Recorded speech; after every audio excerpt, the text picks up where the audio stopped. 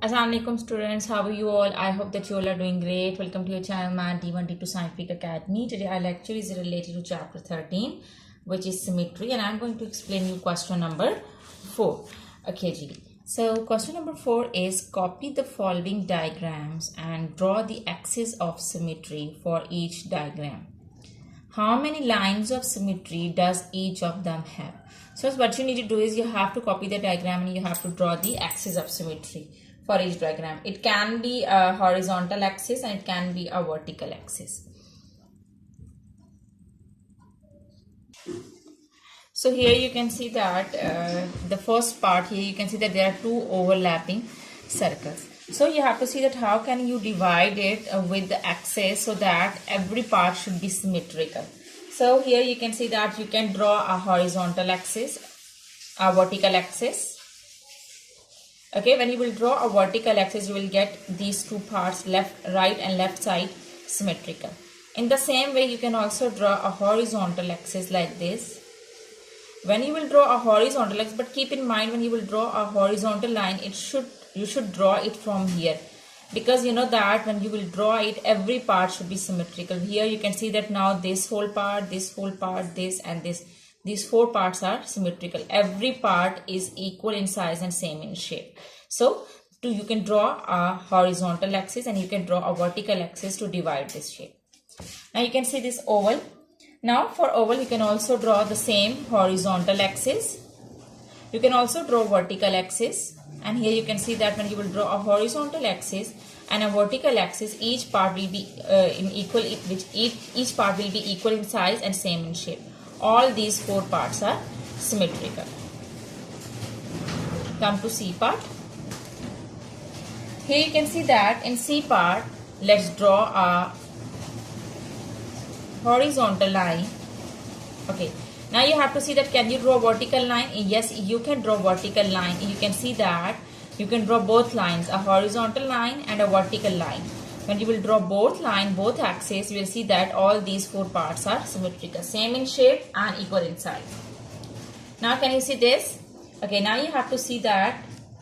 Okay, first draw okay, you cannot draw a horizontal axis, because when you will draw a horizontal axis, the lower and upper part would be different. So if we draw a vertical axis,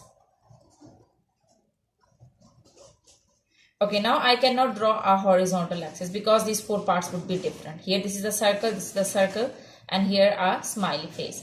Okay, now what you need to do is here in this question you will just draw a vertical axis. When you will draw a vertical axis, you can see that right part and left part, both parts are same in shape and equal in size. Both parts are symmetrical. So in this shape you will just draw vertical line. You will not draw a horizontal line, because when you will draw a horizontal line, four parts would not be equal in shape. They would not be smooth.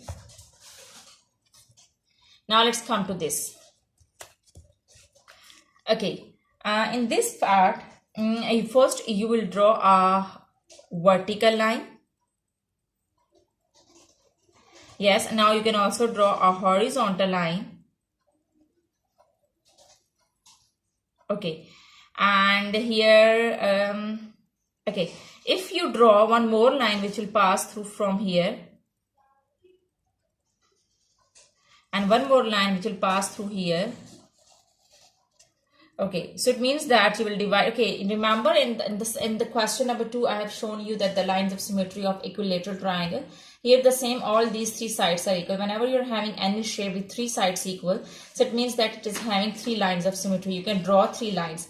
You can draw a vertical line, and you can draw a horizontal line, and you can also draw a line which will pass from here like this. Like this.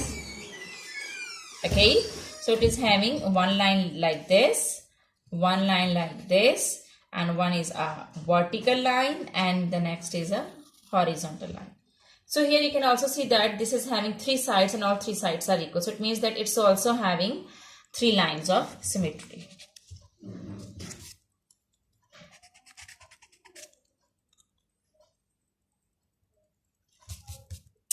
Okay, same.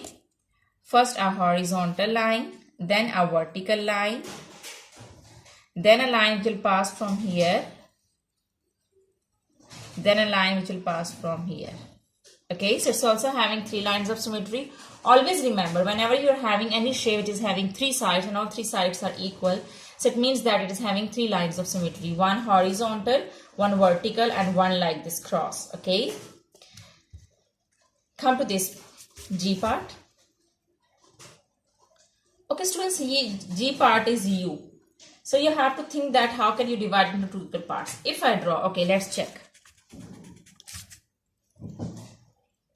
If I draw a horizontal line, you can see that the upper and the lower parts are different.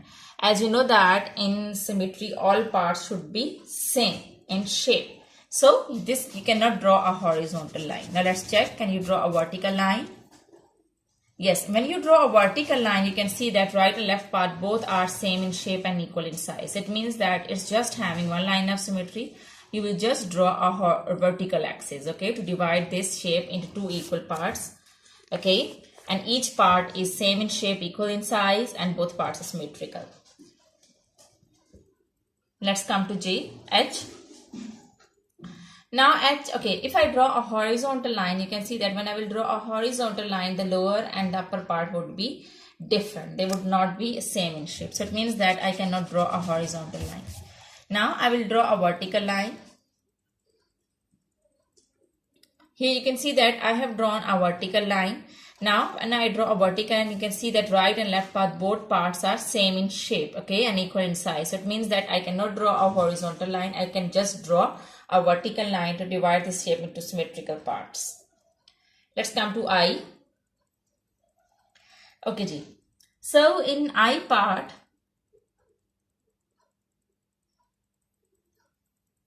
okay, so in I part, let's draw a horizontal line. Okay. Okay, by drawing a horizontal line, we can see that we can draw a horizontal line, upper and lower parts are same.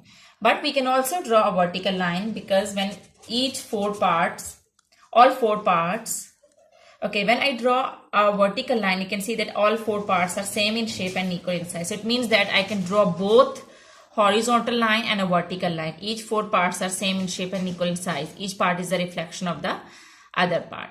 So it is having 2 axes, horizontal axis and a vertical axis. Let's come to J part.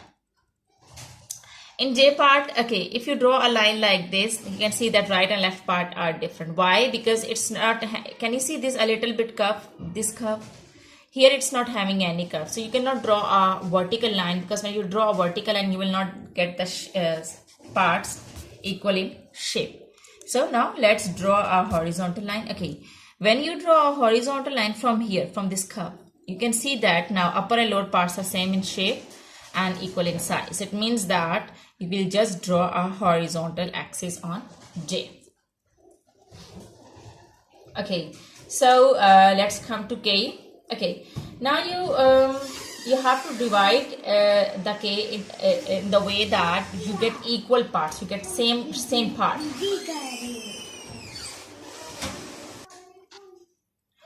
Okay, students, now you have to draw this shape in the way that you get equal parts and the parts which is a reflection of the other part. Here I cannot draw a horizontal line because the upper and lower part would be different. Okay, so I cannot draw a horizontal line because when I cannot draw I cannot draw a horizontal line. Upper and lower part would be different. I cannot draw a vertical line. Right and left part would be different. But if I draw a line like this, like if I draw the axis like this, x-axis, horizontal axis like this, which will pass from here, then you can see that upper and lower part both are same in shape and equal in size. So this part is a reflection of this part. So it means that I can just draw one line which will pass from here. Okay, here this is just having one line of symmetry, just having a horizontal axis. Okay, now let's come to L part. In L part, okay, if I draw a line like this, a vertical line like this, here you can see that right and left part both are same. But if I draw a line like this, I can draw both.